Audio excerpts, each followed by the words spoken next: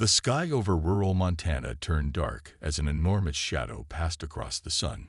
It was a quiet afternoon in the small town of Willow Creek, where people were going about their usual routines. Farmers worked in their fields, children played near the creek, and the faint hum of cicadas filled the air. But everything changed when something massive appeared in the sky. At first, it looked like a storm cloud moving too quickly. Then the object began to take shape. It wasn't a cloud at all, but a fleet of sleek, silver ships descending from the heavens. The largest ship hovered silently above the town, its surface shimmering like liquid metal. People stopped what they were doing and stared upward, their faces a mix of awe and fear. No one had ever seen anything like it. Jack, a local mechanic, was fixing a tractor when he noticed the commotion. He wiped his greasy hands on a rag and stepped outside to see what everyone was looking at. His jaw dropped as he saw the massive ship hanging motionless in the sky. Beside him, his wife Laura held their young son Ethan tightly. She whispered, "What is that thing?" Jack didn't answer. He couldn't, like everyone else. He was frozen in disbelief. The townsfolk gathered in the streets, pointing and murmuring nervously. Some thought it was a military experiment gone wrong. Others believed it was a sign of the end times. A few even joked that aliens had finally come to visit. But no one laughed. Deep down, they all knew this was real, and it was unlike anything Earth had ever encountered. Unbeknownst to the people of Willow Creek, the beings aboard the ship were not human. They called themselves the Draconians, a race of advanced reptilian creatures with glowing eyes and cold, calculating minds. Their leader, Commander Vela, stood on the bridge of the flagship, observing the planet below. Through her advanced sensors, she scanned the surface, analyzing every detail. She noted the primitive technology, the scattered settlements, and the chaotic behavior of the inhabitants. "This world is beneath us," Vela said to her second-in-command, Sub-Commander Kale. Her voice was calm but firm. "Their level of development poses no threat." Kale nodded, though he seemed less convinced. "Still, we should proceed with caution. Appearances can be deceiving." Vela ignored his warning.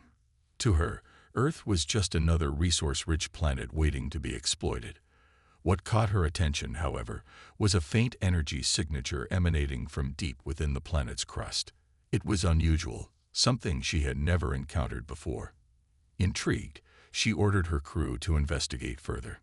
Back on the ground, Jack felt a strange pull toward the forest near his home. Something inside him urged him to go there, though he couldn't explain why. Leaving Laura and Ethan with their neighbors, he grabbed a flashlight and headed into the woods.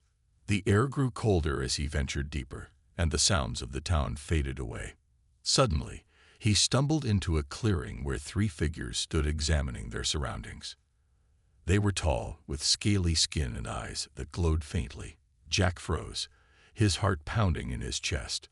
The creatures turned to look at him, their expressions unreadable. For a moment, no one moved. Then, without a word, the figures vanished into thin air, leaving Jack alone in the clearing. Shaken but alive, Jack returned to Willow Creek and told everyone what he had seen. Some believed him. Others thought he was imagining things. But one thing was certain.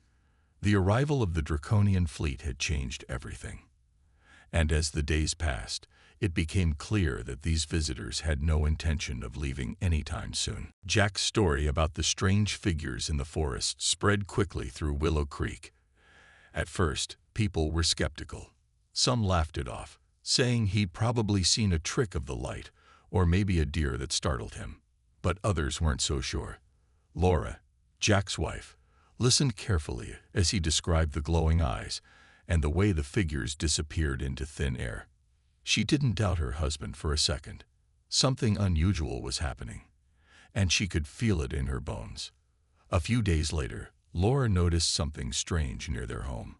While gathering firewood, she spotted symbols carved into the rocks scattered around their property.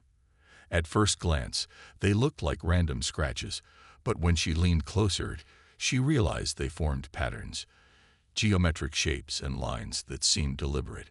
She tried to ignore them at first, thinking maybe kids had been playing pranks.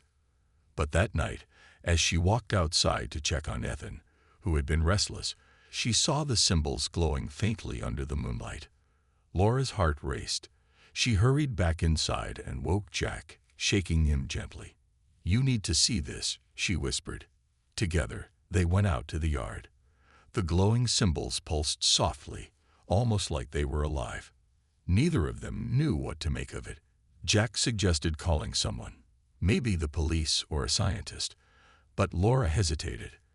"What if no one believes us?" she asked. "Or worse, what if those things come back?" The next morning, Laura decided to take matters into her own hands. She snapped photos of the symbols with her phone and sent them to Dr. Emily Carter, a geologist who lived nearby. Emily was known for her work studying unusual rock formations, and Laura hoped she might have some answers. To her surprise, Emily called back within hours, sounding both curious and alarmed. "These markings aren't natural," Emily said when she arrived at their house later that day. She examined the rocks closely, taking notes and measurements. "They're too precise, too symmetrical. And the glow, I've never seen anything like it." She paused, looking up at Jack and Laura. "Do you mind if I take a sample? This could be important." While Emily worked, Jack couldn't shake the feeling that they were being watched. He kept glancing toward the trees, half expecting to see those glowing eyes again. Laura noticed his unease and placed a reassuring hand on his arm. "We'll figure this out," she said softly. But even as she spoke, she wasn't sure she believed her own words. Meanwhile, in orbit above Earth, Commander Vela reviewed data collected by her scouts. The energy signature beneath the planet's surface intrigued her more than ever. It matched nothing in her database, and its source remained elusive. Could it be connected to the primitive humans below? Or was it something else entirely? She ordered additional scans, determined to uncover the truth. Back on the ground, Emily finished her analysis and shared her findings with Jack and Laura. "These symbols are some kind of code," she explained. "It's not written in any language I recognize, but it's definitely trying to communicate something." She showed them a sketch she'd made of the pattern. "I think it's a message." Jack frowned. "A message from who?" "Those things in the woods." Emily hesitated. "Possibly. Or maybe whoever controls them. Either way, we need to decode it. If we can understand what it says, we might learn why they're here and what they want." As the days passed, the symbols began appearing in other places around Willow Creek. Farmers found them etched into boulders in their fields. Hikers reported seeing them on cliff faces deep in the forest. Each time, the markings glowed faintly at night, as though beckoning someone to notice them. The townspeople grew uneasy, whispering about curses and omens. Some even packed up and left town, unwilling to risk staying. Laura refused to leave. She felt a strange connection to the symbols, as though they were meant for her to find. One evening, while sitting alone in the yard, she traced her fingers over the glowing lines. A sudden warmth spread through her hand, and for a brief moment, she thought she heard a voice, a soft, melodic hum that faded as quickly as it came. Startled, Laura pulled her hand away. Her heart pounded as she realized the symbols weren't just a message. They were alive. As the glowing symbols continued to appear across Willow Creek, panic began to spread. People whispered about alien invasions and government cover-ups. Some claimed the symbols were a warning, while others believed they were a trap. Jack and Laura tried to stay calm, but it was hard when the unknown loomed so close. Even Ethan, their young son, seemed affected. He often pointed toward the woods, saying he saw lights moving between the trees. Dr. Emily Carter worked tirelessly to decode the symbols, setting up a small lab in her home. She spent hours poring over sketches and photographs, searching for patterns or meanings. One night, after days of frustration, she made a breakthrough. By arranging the symbols in a specific sequence, she uncovered fragments of a message. It wasn't complete, but what she found sent chills down her spine. "They're trying to tell us something," Emily said when she shared her discovery with Jack and Laura. "It's not just random marks. "This is a warning." "A warning about what?" Jack asked, his voice tense. Emily hesitated before answering. "I'm not sure yet, but whatever it is, it's big. The symbols mention danger, something beneath the surface of the earth." She looked at them gravely. "And it's coming." The news only added to the growing unease in Willow Creek. Meanwhile, high above the planet, Commander Vela and her council debated their next move. Sub-Commander Kale argued that humanity's unpredictable nature made them a threat. "They may be primitive now," he said, "but given time, they could evolve into something dangerous. We should act decisively." Vela listened carefully but remained unconvinced. "Their technology is centuries behind ours. They pose no immediate risk." Kale pressed on. "Then explain the energy signature we detected. Something on this planet defies our understanding. If we don't control it, it could become a problem." After much deliberation, Vela agreed to investigate further. She ordered her team to focus on Yellowstone National Park, where the energy readings were strongest. Unbeknownst to humanity, the Draconians had already begun deploying machines deep underground to tap into the mysterious power source. Back on Earth, strange things started happening near Yellowstone. Dr. Emily Carter received reports of unusual seismic activity, small tremors that didn't match any known geological patterns. At first, she dismissed them as natural occurrences, but curiosity drove her to investigate. Traveling to the park, she joined a team of scientists monitoring the region. Together, they set up equipment to measure vibrations and magnetic fields. One evening, while examining soil samples, Emily discovered something startling. Mixed in with the dirt were tiny fragments of an unknown alloy, shiny, metallic, and unlike anything she'd ever seen. Her hands trembled as she held the sample under a microscope. "This isn't from Earth," she muttered to herself. Realization dawned slowly. The alloy matched descriptions of materials used by advanced civilizations in science fiction stories, at least. Determined to learn more, Emily shared her findings with Jack and Laura. "Whatever those ships are doing, it's not just observation," she told them. "They're mining, or trying to. And if we don't stop them, it could destroy the planet." Jack clenched his fists. "How do we fight something like that? We don't even know how they work."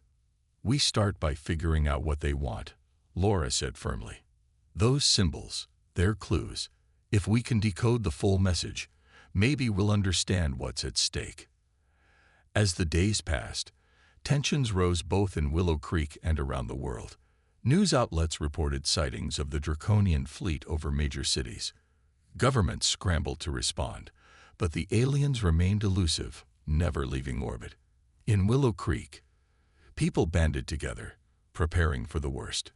Jack, Laura, and Emily became unlikely leaders, working to unravel the mystery of the symbols and protect their town. But time was running out.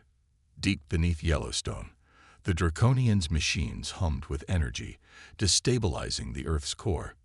No one knew how long it would take for the damage to become irreversible, and whether humanity could stop it before it was too late. The message hidden in the glowing symbols grew clearer as Emily worked day and night to piece it together. With Jack and Laura's help, she managed to decode enough of it to understand the urgency.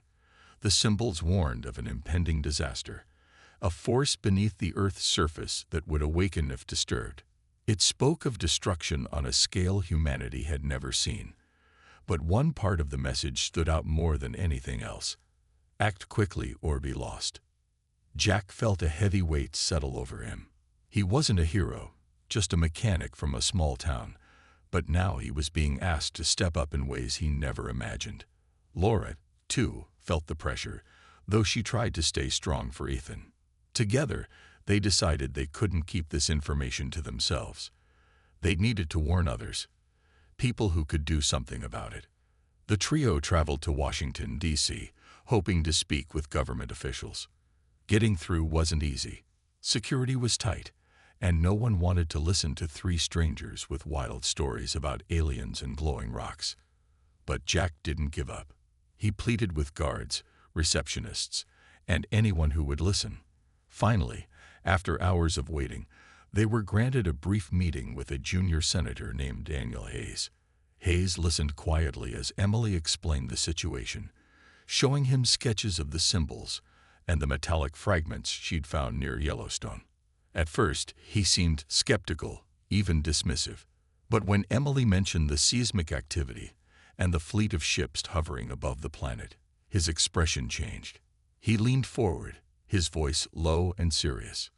"If what you're saying is true, we need proof. Hard evidence." "We'll get it," Jack said firmly. "But we need your help. If those things are mining underground, we have to stop them before it's too late." Hayes agreed to look into the matter, though he made no promises. As they left the Capitol building, Jack felt a mix of hope and frustration. They had planted a seed, but time was running out. Back in Willow Creek, life was becoming increasingly chaotic. Supplies were disappearing from stores, crops were failing, and rumors spread like wildfire. Some blamed the aliens, others accused their own neighbors of hoarding resources. Fights broke out in the streets, and fear gripped the town. Laura took charge, organizing meetings to calm people down. She reminded everyone that panicking wouldn't solve anything. "We're stronger together," she told the crowd gathered in the town square. "If we work as one, we can face whatever comes next." Her words resonated with many, and slowly, the anger began to fade. People started sharing what little they had, pooling resources to prepare for the worst. Meanwhile, Ryan, a retired soldier who had moved to Willow Creek years ago, offered his skills to Jack and Laura. He had military training and knew how to handle weapons, which might come in handy if the Draconians decided to attack. Ryan also helped organize patrols around the town, keeping watch for any unusual activity. One night, while patrolling near the forest, Ryan spotted something strange. A faint blue light pulsed in the distance, coming from deep within the trees. He radioed Jack and Laura, and together, they ventured closer to investigate. What they found chilled them to the bone. Hidden among the trees was a cluster of alien devices, tall, spindly machines that hummed with energy.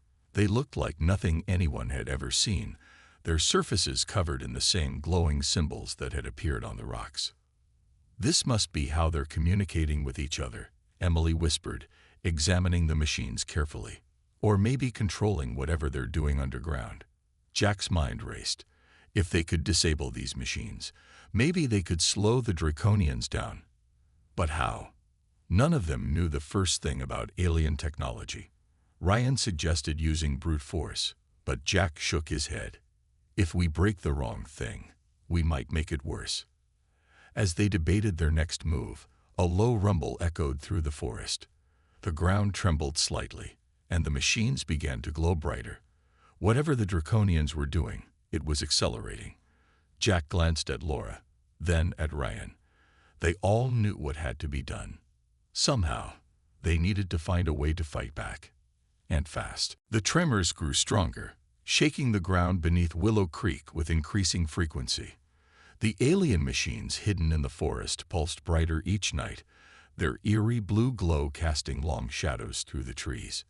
Jack, Laura, Ryan, and Emily knew they couldn't wait any longer. Whatever the Draconians were doing underground, it was getting closer to completion, and time was running out. Back in town, tensions boiled over as supplies dwindled further. Some people accused others of hoarding food or water, while others refused to help altogether. Fights broke out in the streets, and fear spread like wildfire. Laura worked tirelessly to keep the peace, organizing meetings and urging everyone to stay calm. "We're all in this together," she reminded them. "If we turn on each other, we've already lost."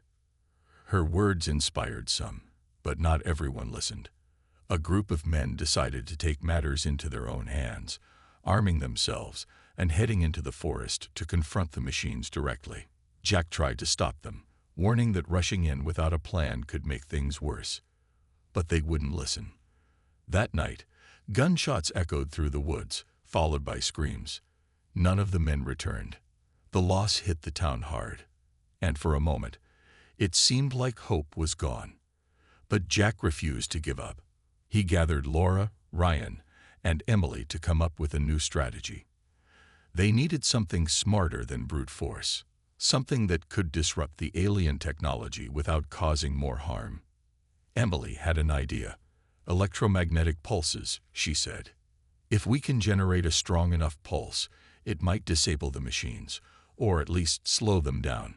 She explained how military equipment could be repurposed to create such a device. It wasn't a perfect solution, but it was the best chance they had. Ryan immediately volunteered to lead the effort, using his military contacts to gather the necessary materials.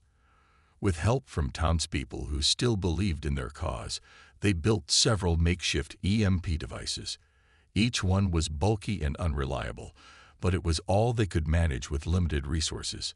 While Ryan focused on the devices, Jack and Laura prepared for what lay ahead. They knew the mission would be dangerous, possibly deadly. "You don't have to come," Jack told Laura, his voice heavy with worry. "It's too risky." Laura shook her head. "I'm coming with you. We started this together, and we'll finish it together." Her determination left no room for argument.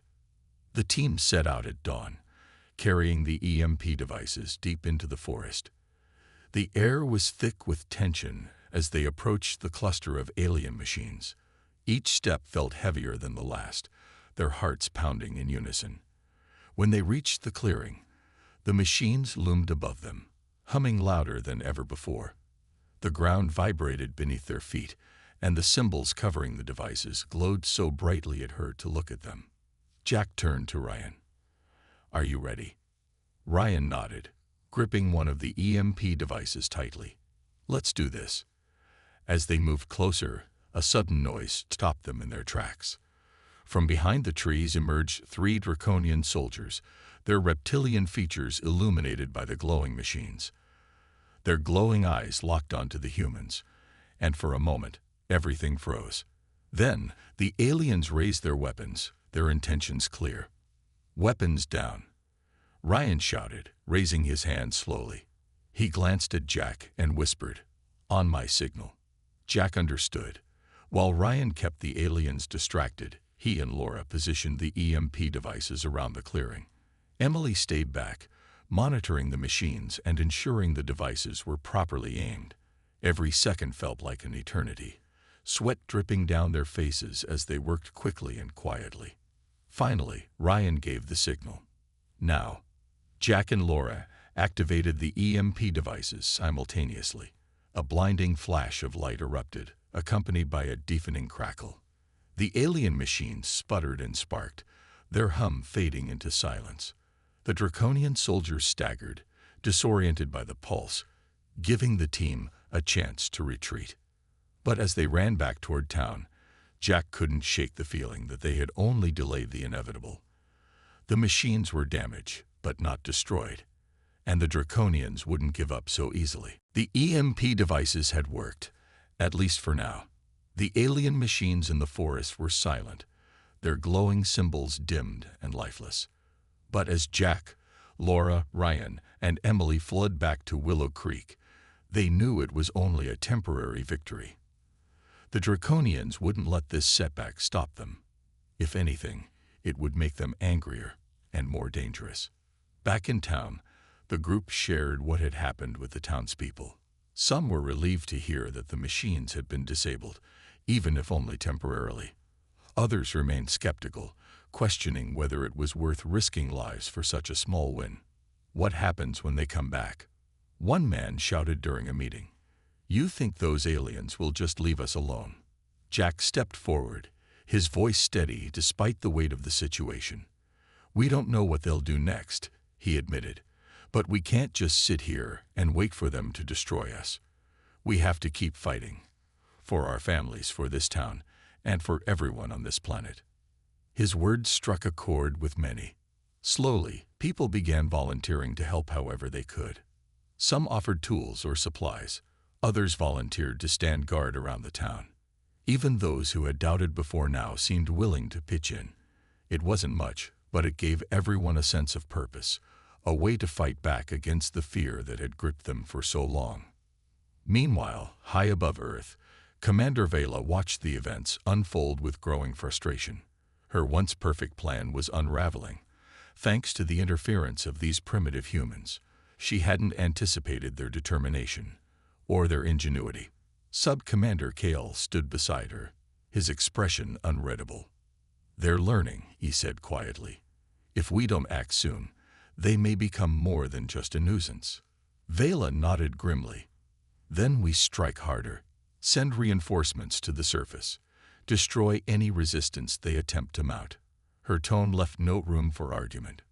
Back on Earth, governments finally began taking action after Senator Hayes presented Emily's evidence to higher authorities.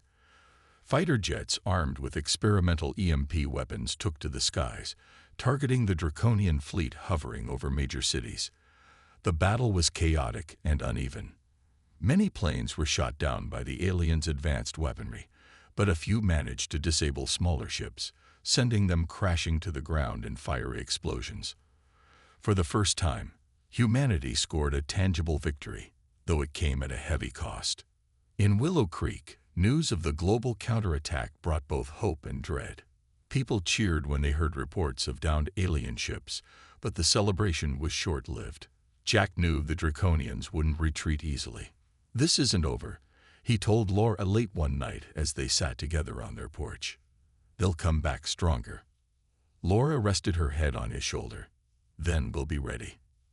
The next morning, Ryan received word that seismic activity beneath Yellowstone was accelerating again. The EMP blast had slowed the Draconians' mining operation, but not stopped it entirely. Deep underground, their massive machine continued siphoning energy from the Earth's core, destabilizing the region. Dr. Emily Carter warned that if the process wasn't halted soon, it could trigger a catastrophic eruption, one that would devastate the entire continent. Determined to end the threat once and for all, Jack, Laura, Ryan, and Emily prepared to venture back into the forest. This time, they planned to destroy the alien machine completely, not just disable it. Armed with explosives salvaged from an old quarry and guided by Emily's knowledge of geology, they set out toward Yellowstone itself, where the source of the disturbance lay hidden deep within a cavern. As they trekked through the wilderness, the air grew heavier, charged with static electricity. Strange noises echoed around them, low rumbles and metallic groans that seemed to come from everywhere and nowhere at once. When they finally reached the entrance to the cavern, they found it guarded by Draconian soldiers.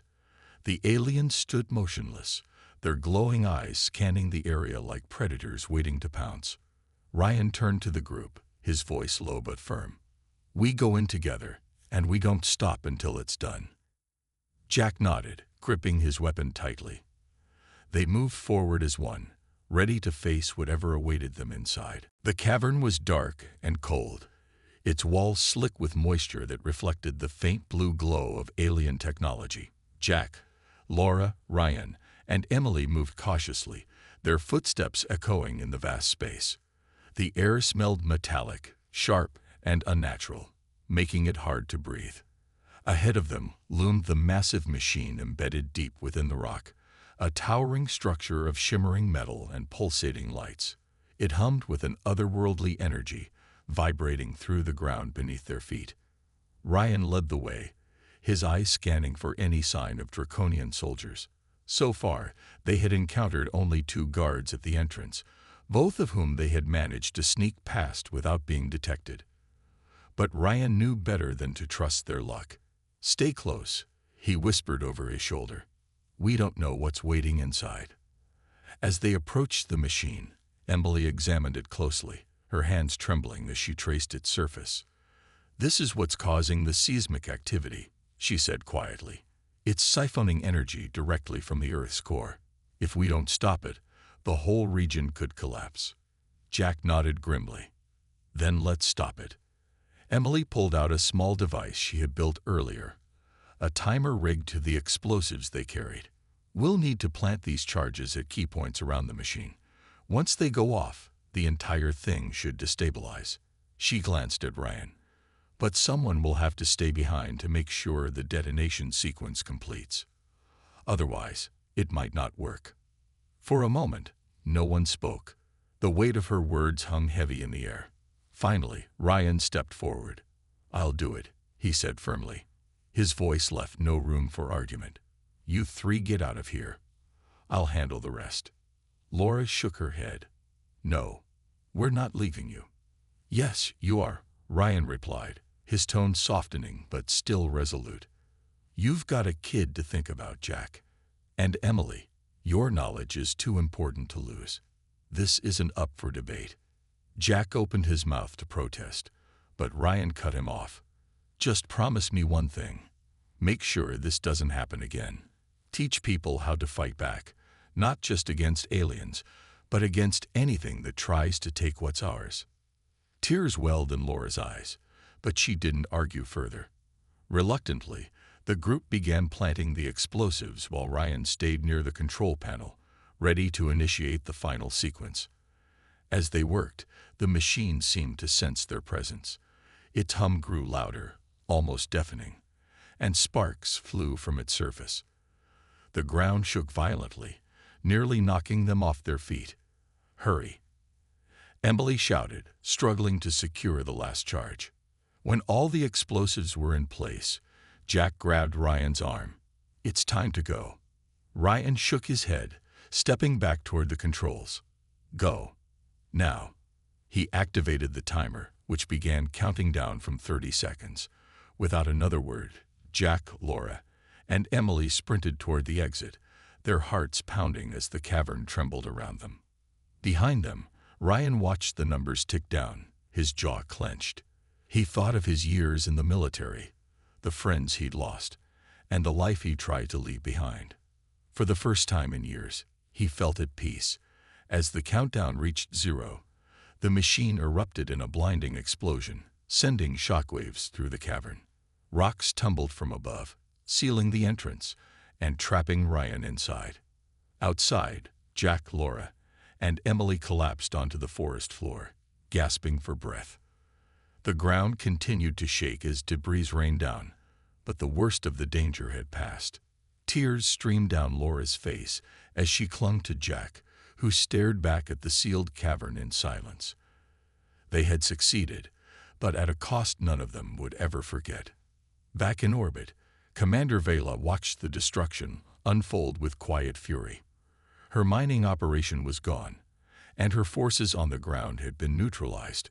Humanity had proven itself more resilient than she had anticipated. For now, retreat was the only option, but she vowed to return. This planet's resources were too valuable to abandon forever. As dawn broke over Willow Creek, the townspeople gathered to mourn Ryan's sacrifice. Though grief weighed heavily on everyone, there was also a sense of pride. Against impossible odds, ordinary people had risen to defend their home. And if the Draconians ever came back, they would be ready. The explosion beneath Yellowstone marked the end of the Draconians' mining operation, but it also left scars that would never fully heal. The ground trembled for days afterward, and geologists warned that the region might remain unstable for years. Yet, despite the destruction, humanity had won a hard-fought victory. The aliens had retreated to their ships, leaving Earth's atmosphere as suddenly as they had arrived. For now, the skies were clear, but no one believed it was over. In Willow Creek, life slowly began to return to normal, or at least as close to normal as it could be. Jack and Laura worked tirelessly to rebuild what had been lost, helping neighbors repair homes and replant crops. Ethan often asked about Ryan, his voice filled with curiosity and sadness. "He saved us, didn't he?" He'd say, looking up at his parents. Jack would nod, his throat tight. "Yes, he did, and we'll never forget him." Emily dedicated herself to studying the remnants of Draconian technology recovered from the forest and the cavern. She set up a makeshift lab in her home, poring over fragments of alien alloy and analyzing the symbols etched into them. Her goal was simple: to understand how the machines work so humanity could prepare for the future. If they come back, she told anyone who would listen, we need to be ready. News of the events spread far beyond Willow Creek. Governments around the world took notice, investing heavily in research and defense programs designed to combat extraterrestrial threats. Scientists collaborated like never before, sharing data and ideas in hopes of unlocking the secrets of the Draconians' advanced technology. Emily became a key figure in these efforts, her discoveries inspiring new breakthroughs in energy systems and materials science. But not everyone celebrated humanity's triumph. In cities and towns across the globe, people struggled to cope with the aftermath. Supplies remained scarce in some areas, and tensions flared as communities fought over dwindling resources. Conspiracy theories ran rampant, with some claiming the entire incident had been staged by governments or shadowy organizations. Others refused to believe aliens had ever existed, dismissing the evidence as hoaxes or lies. Despite the challenges, stories of courage and unity emerged from the chaos. Ordinary people, farmers, teachers, shopkeepers, had risen to face an unimaginable threat. Their actions reminded the world that even in the darkest times, hope could still shine through. Jack found himself reflecting on this often as he worked alongside his neighbors. "We're stronger than we think," he told Laura one evening as they sat together on the porch. "When we stand together, there's nothing we can't overcome." Laura smiled faintly, holding his hand tightly. "Let's just hope we don't have to prove it again anytime soon." High above Earth, Commander Vela watched silently as her fleet drifted farther into space. Though defeated for now, she harbored no regrets. Humanity had shown resilience, yes, but also unpredictability. To her, that made them more dangerous than ever.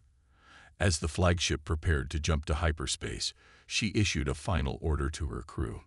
"Monitor this planet closely. Study their behavior. Learn from our mistakes. One day, we will return, and next time, we will not fail."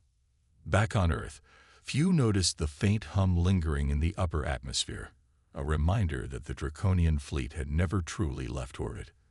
For most, life went on, shaped by the lessons learned during those harrowing weeks. People rebuilt their homes, cared for their families, and dreamed of brighter days ahead. But deep down, they knew the universe was vast and full of mysteries, and not all of them were friendly. As winter settled over Willow Creek, snow blanketing the fields and forests, Jack stood outside with Ethan, pointing toward the stars. "Do you see that one?" he asked, gesturing to a bright light in the sky. "That's where courage comes from. No matter how far away something seems, if you believe in yourself, you can reach it." Ethan nodded, his young face glowing with determination. "I want to be brave like Ryan someday." Jack ruffled his son's hair, smiling softly. "You already are." And so, under the watchful eyes of the cosmos, humanity moved forward, scared but unbroken, united by the knowledge that even the smallest actions could change the course of history. Whether faced with natural disasters, global conflicts, or alien invasions, they vowed to protect their home at all costs. For now, Earth belonged to its people, and they were determined to keep it that way.